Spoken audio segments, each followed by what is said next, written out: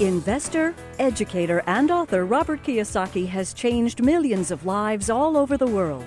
His book, Rich Dad, Poor Dad, has been on the New York Times bestseller list for over 5 years. We all know that the gap between the haves and have-nots is growing, and Social Security and Medicare are in a financial mess. And just affording to live is getting expensive. So how does a person get ahead financially? The answer is raising your financial IQ and having your money work for you. Here's Robert Kiyosaki with Rich Dad's Guide to Wealth. Thank you. You're very kind, thank you. If I may see a show of hands, I want to ask how many people here were born prior to or before 1964? Please raise your hands. Good, thank you. And how many were born after 1964? Please raise your hands. Good, thank you. The baby boom generation and old guys like me, thank you, young people, for paying for my retirement. I really appreciate it. How many people in this room realize that Social Security and Medicare are kind of in trouble? Good. How many people are not really going to count on it for you? Good, thank you. That's a wise decision. How many people realize that corporate pensions, such as those of General Motors and United Airlines, are in trouble also? Good, thank you. So I want to thank PBS, first of all, for having the courage to have me come on and present Rich Dad's Guide to Wealth, very simply because what you will find out, there are many people in the financial services industry that do not want me to tell you what I'm about to tell you tonight. So, please be aware of that. Also, I want to caution you this. If some of you, what I may say tonight may threaten or challenge some of your beliefs about money. I mean, how many were taught, to save money, for example? Good. Tonight you're going to find out why that's a bad idea. So that's what this program is going to shake some of you and all this, so stay tuned. I promise if you stay tuned, at minimum your financial IQ will go up, you may learn to take more control of your money, and possibly survive the financial hurricane that's going to start brewing in the year 2008, the first of approximately 75 million baby boomers begin to retire. And how many people realize those baby boomers may not have enough money to retire on? Good, and good. That's why I thank you young people, because it'll be up to you to take care of us. So, before I begin, I ask a question. How many of you have already read Rich Dad, Poor Dad? Thank you. Who has not yet read the book? Good, there's some of you. For those that haven't read the book, it's good to see some customers still out there and haven't read about my book. But anyway, for those that haven't read Rich Dad, Poor Dad, I'll give you a little bit of my background. Rich Dad, Poor Dad is a true story about my two dads. My real dad was the head of education for the state of Hawaii. Very smart, hardworking, great guy. He's a PhD, and he also ran for lieutenant governor of the state of Hawaii. So he's a great man. But I call him my poor dad very simply because even though he was a high-paid government official, no matter how much money he made, he was broke at the end of every month, and he ultimately died broke. So obviously money doesn't make you rich or poor. It's really education that does. And as you can tell, I'm fourth generation Japanese American, which means I don't speak Japanese, and I'm going to let you know that now. I barely speak English. My rich dad, on the other hand, was my best friend's father, and although he was a man who started with nothing, he ultimately became one of the richest men in Hawaii. So when you look at the white sands and the blue waters and the tall palm trees and the hula girls and the tall hotels right on Waikiki Beach, my rich dad's family owned some of the land under those hotels. So Rich Dad, Poor Dad, this book here, is a very simple, true story of what two fathers told two sons, my best friend and I, about the subject of money starting at the age of 9. And I believe one of the reasons the book has been so successful, it is written for 9-year-olds. And it's simple enough for everybody to understand high finance, or more importantly, why the rich are getting richer. So that's basically, my background. I grew up in Hawaii, I was educated in New York, and spent 6 years in the Marine Corps, went to Vietnam twice and all that. And then I came back and started my business career. So, next question is this: how many people have read this book, Prophecy? Good, see, there's fewer of you have read this book. And while Rich Dad, Poor Dad is a popular book, I think this is a more important book. And the reason I think Prophecy is more important, it's about a very important year. And that year was 1974. And 1974 was a year that the U.S. swung from socialism to capitalism. A very important reason for 1974, it was when a program called ERISA came out, and ERISA stands for Employee Retirement Income Security Act, and when the government's worried about your security, you know you're in trouble. But also it led to a thing called the 401k back in the 1980s. And this is a very big change in the history of our world right now.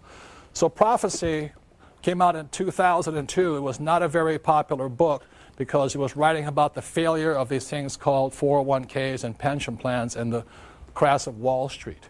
So this was 2002, and then in 2005, Time magazine, just in October of 2005, came out with a front page cover saying the same thing I said here in Prophecy, that there has been a big ripoff of people's pensions.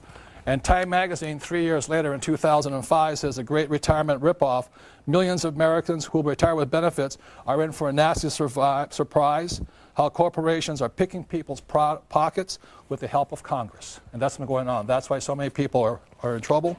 And then one day later, the New York Times magazine came out saying the same thing Prophecy did. And it says, we regret to inform you that you no longer have a pension. And that's why USA Today came out with a statement that said, America's greatest fear is running out of money during retirement. And that's what this program is about, is why we have this problem right now and why so many people may be financially wiped out in the financial hurricane that's hitting us, and also hopefully what you can do about it so that you may be able to save your friends and family. Unfortunately, what I'm about to say tonight will not work for everybody. As you know, life is not fair, but at least you'll have an idea of what you might be able to do on this whole thing. So, going into it really quickly is the difference between, one of the reasons people are having trouble is they don't know the difference between, I still can't spell that well, wealth and being rich. I'd like to explain really quickly that my rich dad taught me that wealth is measured in time and rich is measured in money. And really quickly, the difference here is this. A person who is, when you measure wealth, for example, let's say you have $10,000 in savings and your monthly expenses are $1,000 a month. That means you're 10 months wealthy. You will survive for 10 months. That's what it means.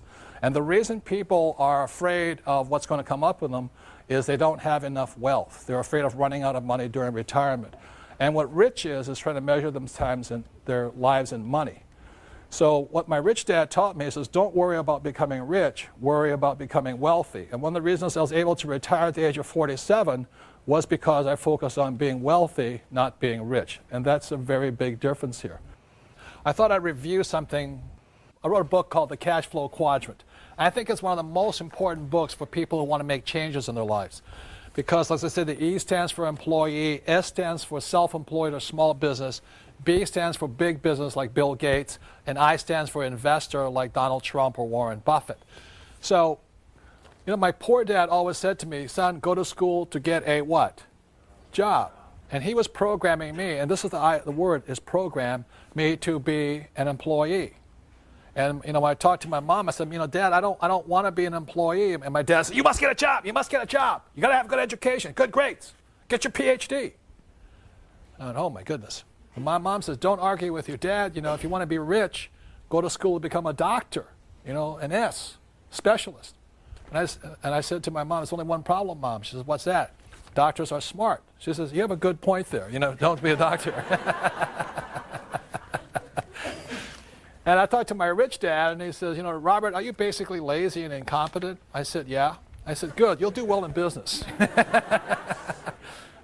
And so this here is having other people work for you, like my advisors and things like that, and this is having money work for me. And they're very different educational paths. Another thing my rich dad says, again, going to words of vocabularies, employees always say the same words, whether they're the janitor or the president of the company, the CEO, employees all say the same word. I'm looking for a safe, secure job with benefits. That's their whole attitude. And their emotion is fear. Because they don't know how to survive in the real world. They need that. They have that fear driving them. And S, self-employed, their words are, if you want it done right, do it by yourself. So these guys, the problem with them is they may own a business, but they really own a job. They cannot quit because they don't trust other people. Their emotion is trust. And a business owner is like me. I want to have the smartest people around me as much as possible because then I don't have to do that much work. And as an I want to know how to have my money work hard for me so I don't have to work hard for money. So that's why I started off as an entrepreneur. And over here, this is the beauty of real estate. For every dollar I make here, I bring it down here, and my banker will give me $9 more, as long as it's real estate, tax-free money. So I'm getting ahead faster and faster and faster, very simply because for every dollar I have here, my banker's giving me $8 or $9 to get ahead financially. Does that make sense to you guys here? Tax-free money. And if I sell a property, I'm going to do it tax-free. That's why I'm getting rich. That's why education or financial education is so important.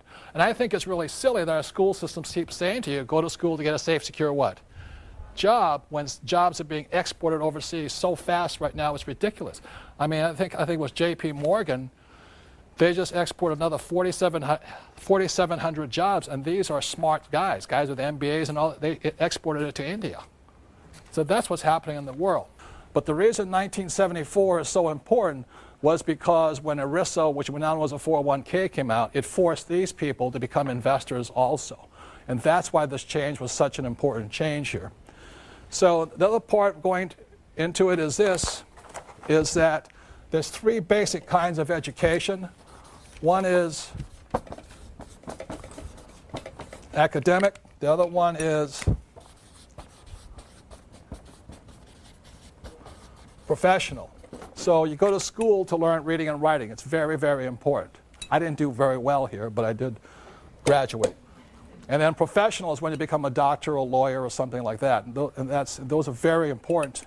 But what I'm saying here is this: in this world, there's three types of education that's essential. I'm not saying these are not important. I'm saying they're not enough today. You need more. And the third type of education is education that's called financial education. So what this program is about is not so much about these. I said these are very important, but so is this one right now. And I've never understood why our school systems don't teach us anything about money. You ever wonder that yourself? Why? Because rich or poor, smart or not so smart, we're all going to use money.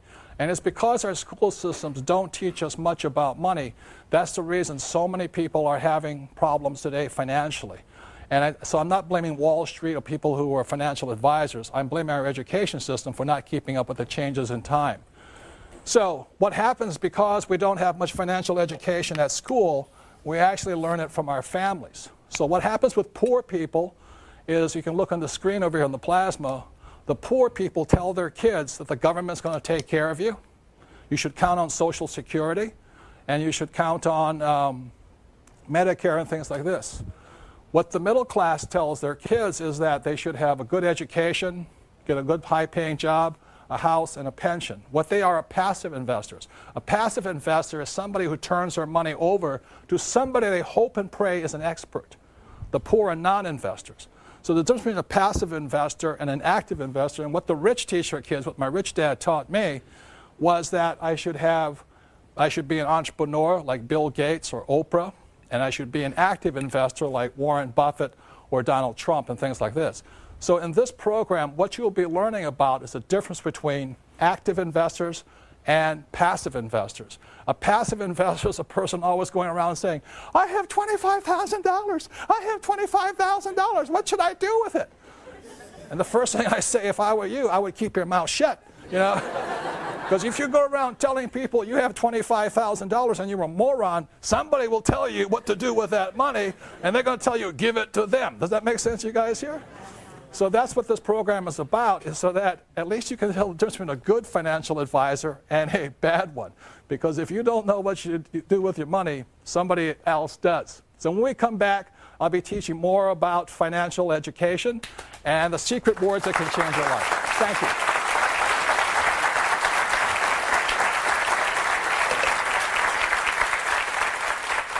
I just love the way Robert Kiyosaki shares. Make your calls. Join. Here's Robert Kiyosaki with Rich Dad's Guide to Wealth.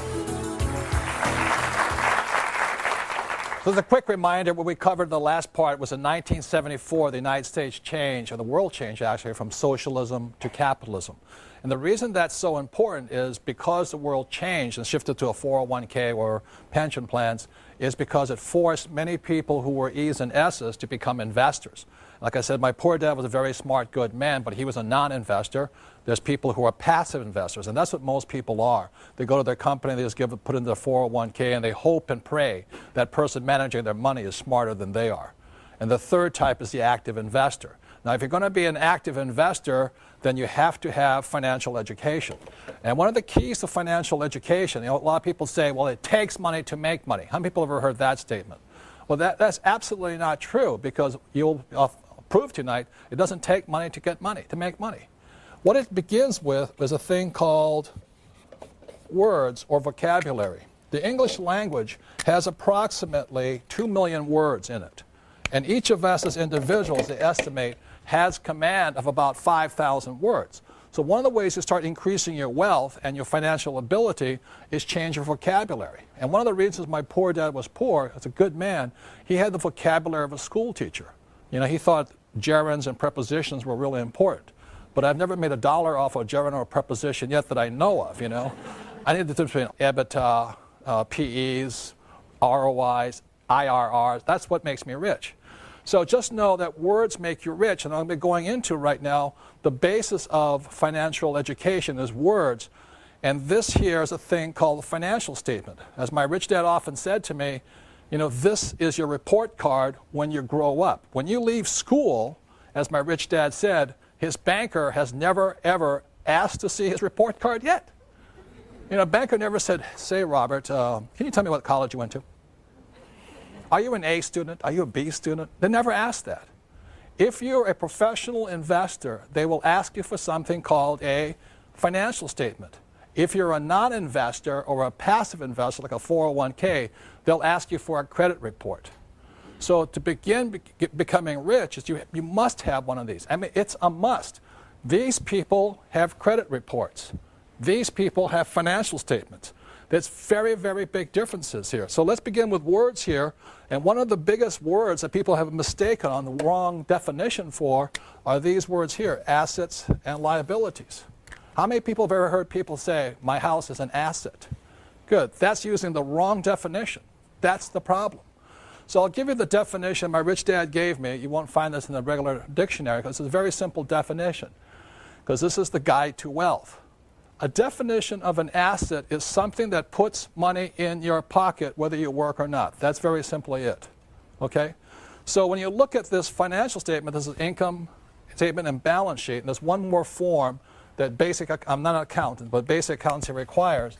It's called the statement of cash flow. And what that shows you here is this. Assets are putting money in your pocket. So for example, I have a house, and every month, let's say I collect $100 from after paying all my expenses, the house is an asset. But if the house goes unrented, and every month is now costing me money, that same house is a what? Liability. So this is the cash flow pattern of a liability. So when a person says their house is an asset, I then ask them, I say, is that house putting money in your pocket? They say, oh, no, but it's gone up in value. That shows lack of financial intelligence or financial IQ, okay? I'm not saying don't buy a big house. I'm not saying any of that stuff. I'm just saying don't call a liability a what? Asset. And that's the problem, is using the wrong word for the wrong thing here. Or I could have a car. If I use a car as a taxi and every month it put $1,000 in my pocket, it's an asset. But I have my BMW here and it's costing me $1,000 a month, it's a liability. So that's very simply it. So don't call asset or liabilities assets, and that's where people get in trouble. The next thing, like I said, my banker has never asked me for my report card yet, and my banker, if I'm going to borrow a lot of money from them, they want to see my financials. And what a banker is looking for is your financial IQ. They don't care how your academic IQ. They want to see how smart you are with money. And it's not that I wear nice clothes and have a nice watch and have a nice house and a nice car. A banker doesn't care, because how many people know people who are looking good but are flat broke? You know what I'm talking about here? So, and that's the big problem here. So when a banker looks at this thing, the banker is looking again at cash flow. So when a banker looks at this, let's say the person has a job, the money comes in and the money goes out. They look at that, that's a cash flow pattern of a poor person. If they don't change their pattern, they'll be poor. It is not how much money you make. It is how much money you spend is the issue here. For example, I have a doctor friend. He makes about $400,000 a year. He's very proud. He has no debts. He's one of those people that think that debt's bad, and that's really moronic. But anyway, but he makes $400,000 and he spends $400,000. So even though he makes a lot of money, he has a cash flow pattern of a what? Poor person. What the middle class generally tend to do is the first thing they want to do is have a big house, and they have a thing called a mortgage. And the different definition of mortgage comes from the French word mortier, which means death.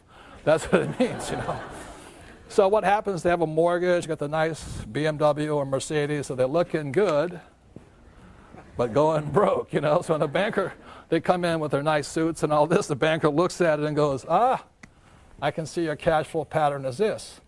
And this is the cash flow pattern of the middle class. It's working hard and going broke. They never get ahead. They buy big houses, they do home equity loans, and they think they're Donald Trump with real estate investors. All they got is a big house they're in debt to. A lot of people use their house as an ATM machine. Every time it goes up in value, they borrow the money out.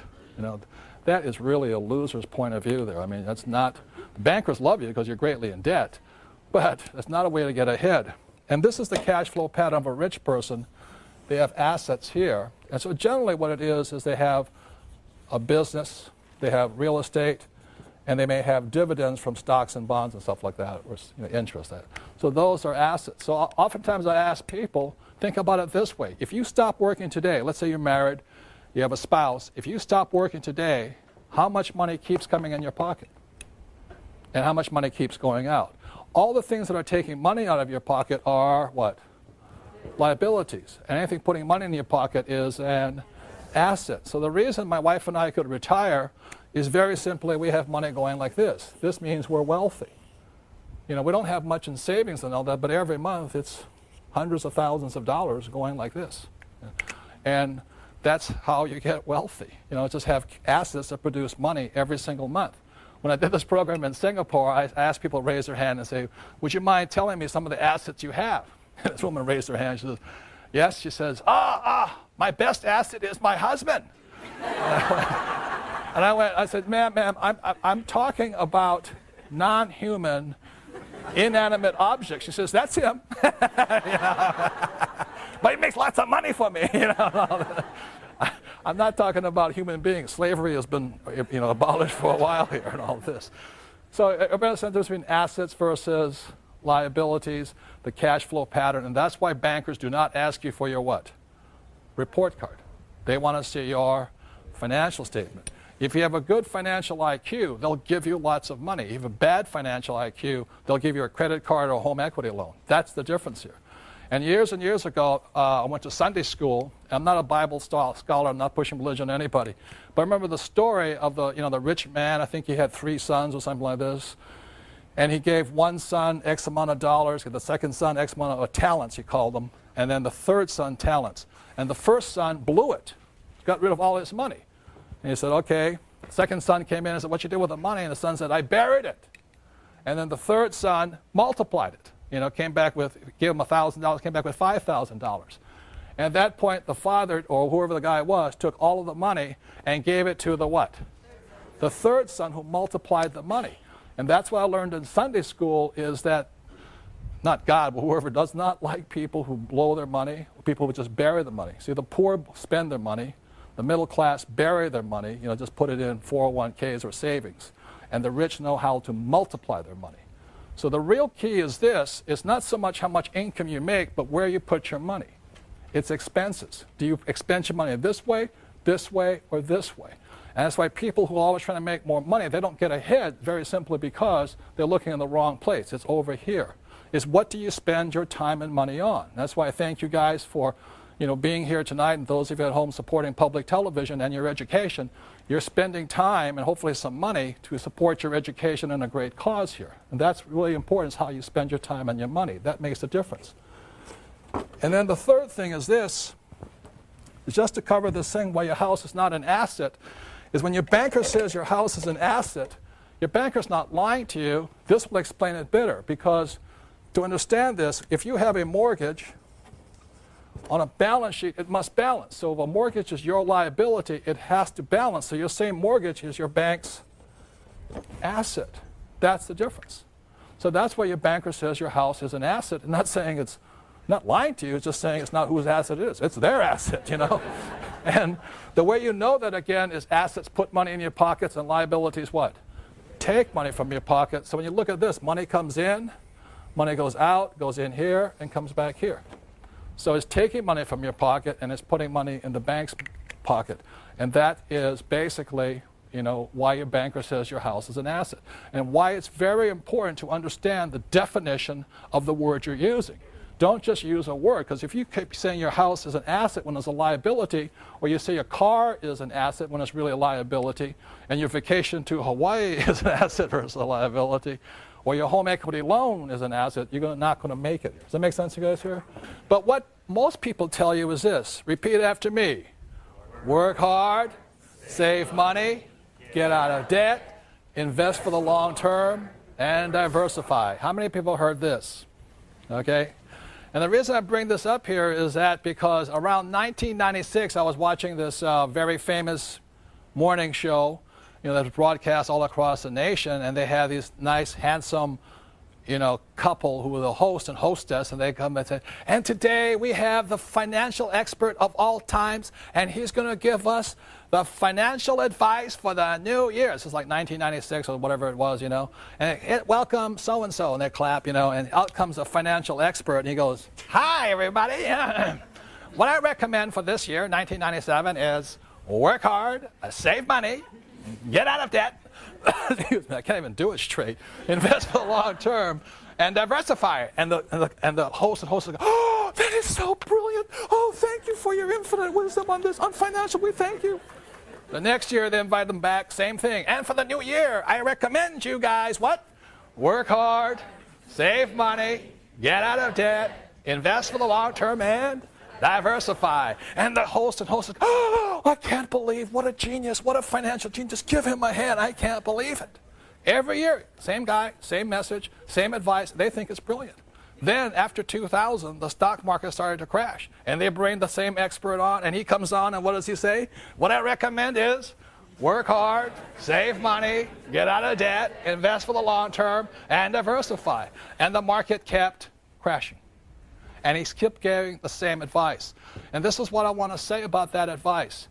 Between the year 2000 and 2004, millions of small investors lost an estimated $7 to $9 trillion. At the same time, Wall Street paid some of its biggest bonuses out. And this is the advice they were giving people here. I want to say to you, this advice used to work. It doesn't work today. I'm not saying it's bad advice. I'm just saying it used to work. After 1974, it started to change.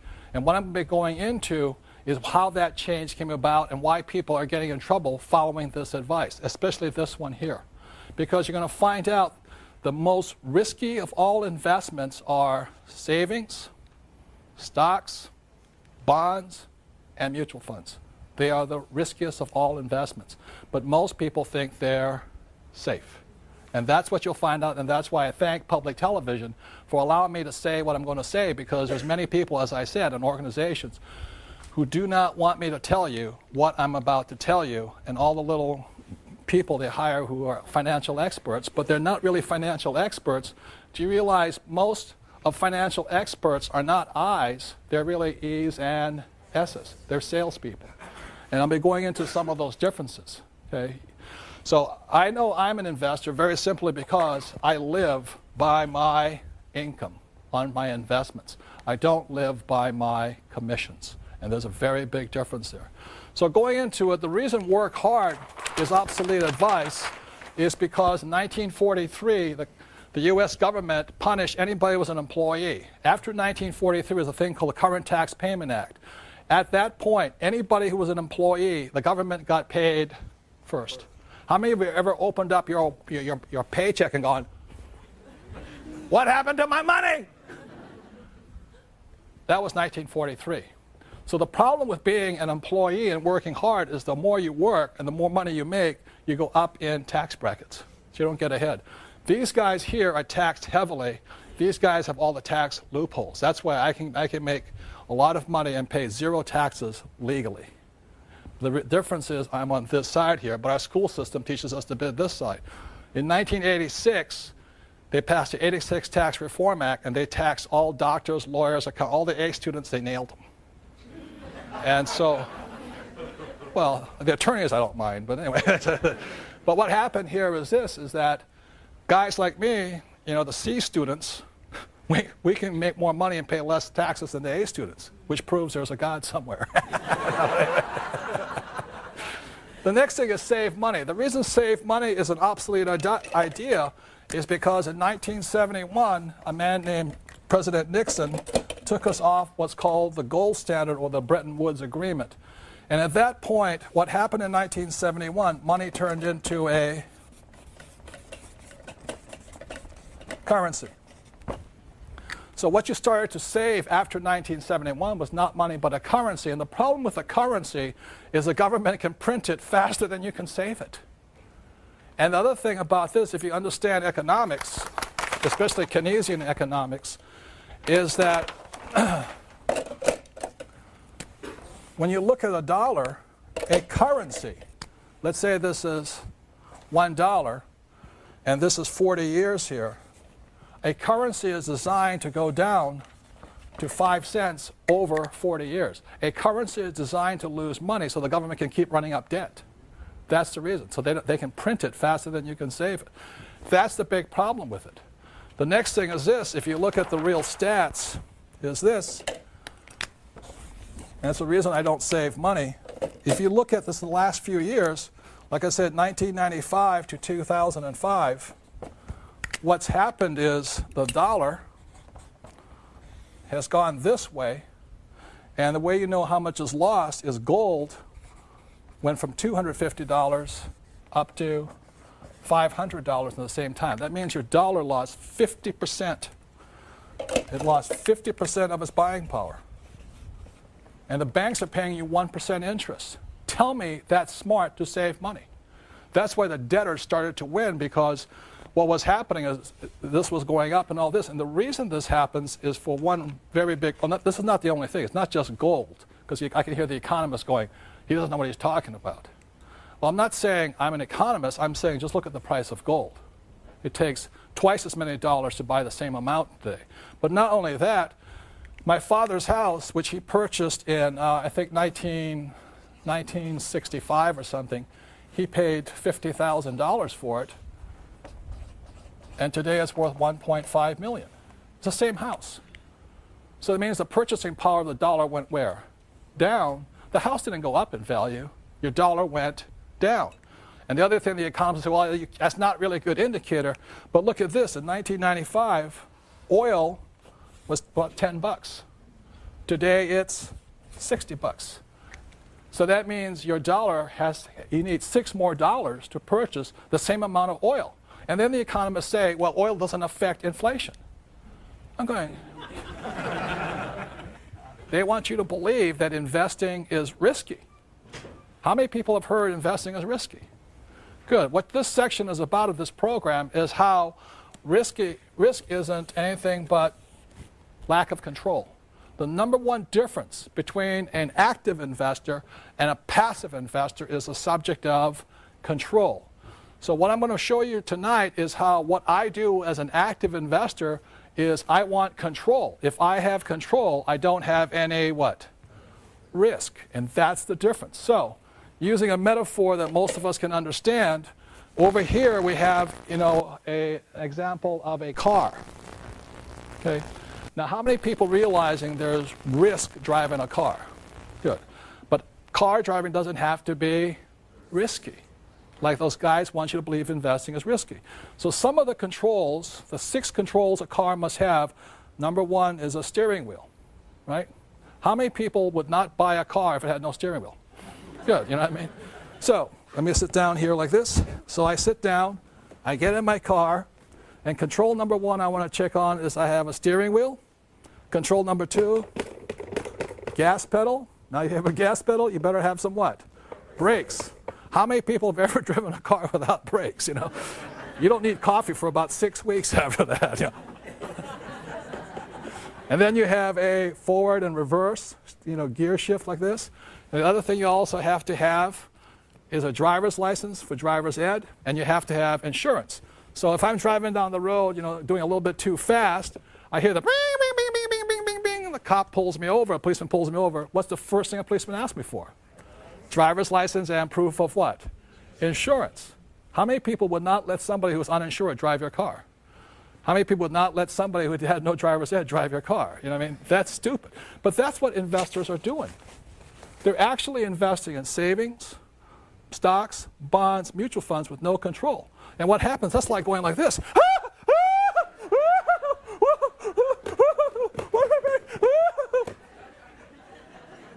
And that's why they think it's risky. Now, this is the worst part. Guess who else has no control? Your financial advisor. Your financial advisor. Diversify, diversify, diversify. Or what they do is this, is they go, I predict that, I predict this, I predict that. That's the kind of financial advice most people are getting. That's risky. That's not what I do. I want control. So, let me help get out of this wreck right now. So when I'm as an investor, I want 6 controls too. If a car has 6 controls, I want 6 controls as an investor. Control number 1, you look on the screen over here, is I want control of my income. Control number 2, expenses. 3 is asset value. 4 is liability. 5 is I want financial education or management. And 6 is I want insurance. Those are the 6 controls I want as an active investor. So when we come back, what I'm going to talk about is one of the ways to get rich is find that native genius that's well inside each and every one of us. And that's what the next section is about. Thank you very much.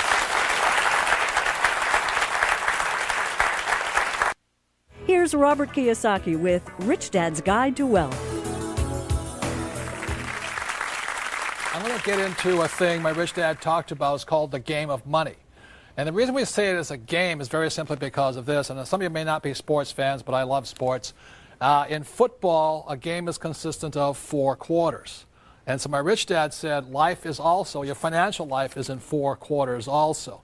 So if we can have it up here on the prompter, on the plasma, the game of money, we have a thing called the pregame show. Okay, and the next thing is we go into the first quarter. So age 25 is generally when most of us kind of get out of school and we sort of figure out what we're going to do. So age 25 to 35 is the first quarter. And the way we come up with this is 10 years is because our working life is generally 40 years long, 25 to 65, right? So the first quarter is 25 to 35. Then what happens, second quarter is 35 to 45. Got it? Things like this. And by then, you should be married, or if you want to be married, your career should be taking off, and you have a house, and a little bit in debt, and all this stuff. And then we go into halftime, And at that point, sometimes in our lives, it's called midlife crisis, We say, oh my goodness, I'm not getting ahead, I'm not getting promoted, I'm not getting ahead, and a panic sets in. And then we go into the third quarter, which is 45 to 55, okay? And then ages 55 to 65 is the fourth quarter. And if you haven't acquired enough wealth, like I talked about, that's between wealth and being rich. Wealth is very simply measured in time. So we have recurring income coming in for as long as you live here. So if you don't have enough recurring income from wealth, you go into what's called overtime. And overtime means that you may be on Social Security, or as my Japanese friend say it, Social Security, because it's so. Is that if you haven't quite got it yet, overtime means, would you like that supersized? Would you like a giant-sized Coca-Cola with it or stuff like this? And then you go into what's called out of time. And I think this is why people are terrified right now of running out of money during retirement, because when you're out of time, that oftentimes your body gives up and all this. And a lot of times what people say is that you spend your health gaining wealth. And in the last few years of your life, you spend your wealth trying to hang on to your health. And they say so many people, their fortunes get wiped out in the last 2 years of their lives if they don't have enough. And as I said, the biggest problem in America is not Social Security, it's Medicare. $64 trillion in debt right now. So that's why I said I thank all of you who were born, after 1964, because you're going to be paying for all the old guys who are out of time, especially right now. Pre-game show, Paris Hilton was born, I think, with $300 million net worth. She won the game before she was born, How many people wish you were, born rich or all that kind of stuff? I always did, but I wasn't. So there are certain people who were born with a silver spoon in the mouth, and they were so fortunate. I wasn't. My wife, Kim, won her game in the first quarter of her life. She was about 35 years old when she retired. She had acquired enough wealth, enough passive income, that she never had to work again. So she won the game first quarter, and I was 47, so I won it just in the second quarter of my life. That meant I never had to work again. Not that I was rich, but I was wealthy. I had money coming in every month from my investments that I never had to work again. So then I took 2 years off, suffered my midlife crisis, and then came back. And when I was 50 years old, I wrote a book called Rich Dad, Poor Dad. And the thing took off and a whole new career opened up. And now I'm in the fourth quarter of my life, and thank God I don't have to worry about going into overtime or out of time. Because acquiring wealth is just fun for me. I love investing. It's not frightening. It's control. I have all that. Does that make sense, you guys here? It's just fun. So my question is to you right now is, what quarter are you in? How many people are in the first quarter? Okay. How many people second quarter? How many people third quarter? Fourth quarter? Nobody's raising their hand on that one. A couple of you. And I won't ask about overtime and out of time, but the question is this. Sometime, like it or not, every single one of us needs to win the game.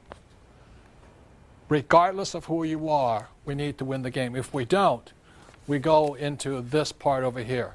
So with that, I want to bring up my sweetheart, my darling, my best friend. It's almost 20 years of marriage right now, and that's my sweetheart, Kim.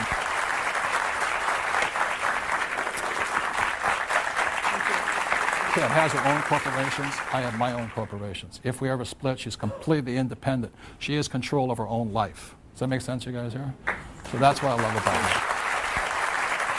When I married Robert, we got together. He had no money. And matter of fact, we celebrated when we hit zero. That's how far down we were. Robert's been talking about control, and I love to encourage women into this world of investing, because I think so many women today feel out of control when it comes to money, when it comes to their financial freedom and their financial lives. And so my passion is to educate and encourage women in the world of investing. And the reason why I'm so driven kind of comes from an incident that happened many, many years ago. And what it was is I was 14 years old, and I remember coming home from school one day, and I walked in, and there was my mom and her best friend in our dining room. And I walked in, and Mom kind of signaled me to, no, leave him alone, leave him alone. And so I walked away into the kitchen, and I listened to the conversation, and my mom's friend was very distraught. She was crying, she was upset, and it turned out that her husband was leaving her for a younger woman. And she went on and on. They'd been married for 20-some years and kept listening. And then she said something that just really hit home to me. And she said, you know, my marriage hasn't been good for many, many years, but at least I was financially taken care of. And my mom said, well, that's why you stayed? She said, I stayed because I didn't know how to take care of myself financially. So at 14 years old, I decided I was never going to be dependent on someone else for my financial well-being. And that was a decision, and that's why I'm so driven now to encourage women into this game as well. And so when Robert talks about control, I really believe that it's time that women today take control of their financial lives. I think it's crucial. I don't think it's a luxury or a good idea anymore. I think it's something that has to happen. And, you know, the times have changed. And what worked for our mothers and our grandmothers is not necessarily going to work for us and our daughters and our granddaughters.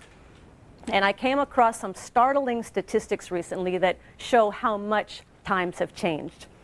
For example, in the US, 47% of women over the age of 50 are single, meaning they are responsible for their financial well-being.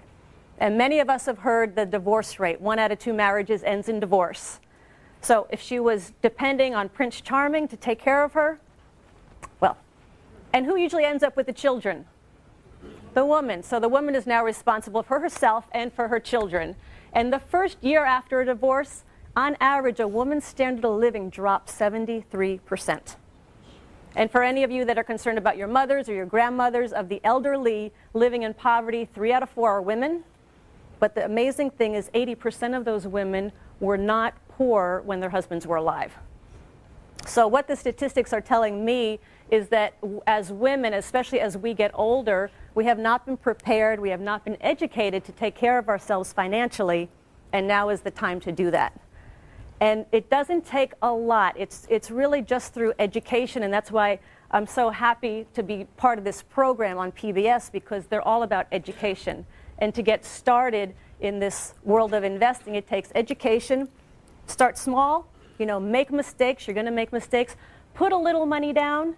You'll be amazed at how smart you get when you put a little money down on an investment. Your education goes through the roof. So again, it's just about education. And just to let you know, it's not rocket science. I don't have a special degree. It doesn't take any special type of formal training. When I started in investing, it was in 1989, and Robert came to me, said, "It's time you start investing." And I'm like, I don't even know what the word means. And so he started to teach me what his rich dad taught him about investing. And I went out, and I'm stumbling along trying to figure it out, and finally I came across this little 2-bedroom, 1-bath house in a place called Portland, Oregon. And I signed the papers, and I got the deal, and I'm doing all my due diligence now, and I'm checking it out to see if I'm going to do it or not. And I'll tell you, I was scared to death. What if the tenant moves out? What if the plumbing breaks? What if I lose money? What if? I was scared to death. And what happened is when it came time to close the papers, to sign the papers, my hand was shaking so bad they couldn't even make out my signature. But the other thing that happened is my fist was so tightly clenched around my $5,000 check that I had to part with that they thought they'd never get it. But I did that deal, and I went on to do the next deal, and I kept learning, and I kept learning as I went. And what it came down to is today I control millions of dollars worth of real estate and worth of property. But it all came down to, it started with a little education, and it started with that first step. So I just want to say, again, I so encourage women in this game of investing. It's not difficult. It takes some time. It takes some effort. It takes some education. But the freedom, for me, when I understood this game, my self-worth went up. My confidence went up. I knew for the first time that I could take care of myself. I didn't have to depend on Robert. I didn't need Robert. I wanted Robert, but I didn't need him. And that made a huge difference. So one final statistic. Only 20%, studies show that only 20% of baby boomer women will be financially secure in retirement. That means 80% of us will not. So again, I thank you for being at this PBS show, because by being here, you're getting yourself educated, and all it takes is education and some action, and you can be easily be part of that 20% who's secure and in control. Thank you.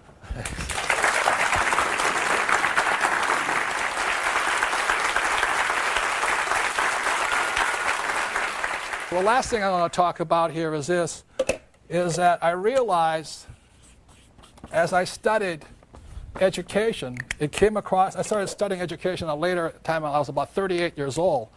And I realized that each and every one of us was a genius, except in school.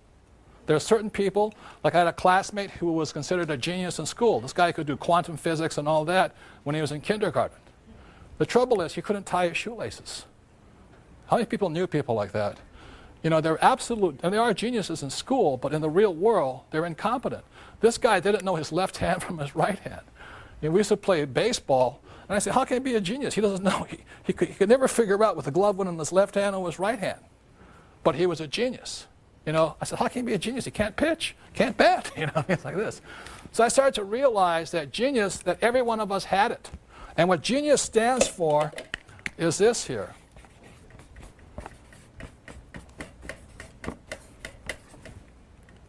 The genie, the magic. And so what I say to this is this. You know, God created every animal on earth, every species, to have a special advantage. For instance, birds can fly, cheetahs run fast, and cockroaches, you can't kill them. You know? So if animals have special advantages, so does each and every one of us. For example, Tiger Woods is a genius in the environment called the golf course. Tiger Woods would not be a genius as a jockey. He's just too big. I would definitely not be a jockey, you know what I mean, like this? And you look at Mick Jagger. He went to school to be an accountant, but he became a billionaire as a Rolling Stone. The thing I want to leave you with tonight, ladies and gentlemen, is have the courage to find that environment, like Tiger Woods on the golf course, Mick Jagger as a Rolling Stone, Oprah in front of television. Find that spot where your genius comes out. That's what intelligence is. My genius was crushed in school. I was labeled stupid and dyslexic and no attention and jumping around all the time. My genius did not come out in the corporate world. I do not like being told what to do and kissing you-know-what to get the corporate ladder. I do not do that stuff well. I do well on the streets. Does that make sense, you guys here? That's where my genius came out. And the other thing is that I flunked out of school twice because I could not write. And I do not read that well yet. But only, you know, no, it's true. I flunked when I was 15 and I flunked out when I was 17. And today I have one of the top 3 books in the history of the New York Times. I've been on the New York Times bestseller list for over 5 years now. Only 2 books have beat me. One of them is The Joy of Sex. That might take a while to beat. So when I flunked out of school, you know, and now I have a New York Times bestseller for 5 years, I'm still a lousy writer. People say, you can't write. I say, you sound like my English teacher. You know, I did graduate. I have a Bachelor of Science degree and all that. I went to a very prestigious school here in New York.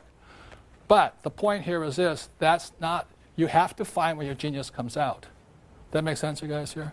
And after I flunked out of school and then this book I was scarred for the longest time. I really thought I was stupid. It pained me. Here's my father, the superintendent of education, and his son's a moron. You know what I mean? It's all this. So what I'm thinking about, if those school teachers are still alive, I'm going to look them up on 1-800-SEARCH or something. I'm going to find their names. I'm going to mail them a copy of my book, page by page, say, here it is. But the point here is this, I didn't find what I was good at until I had the courage to find the environment where my genius came out. Does that make sense, you guys here? And I ask you to do that. Intelligence is don't do as you're told. Go where you know your genius can come out.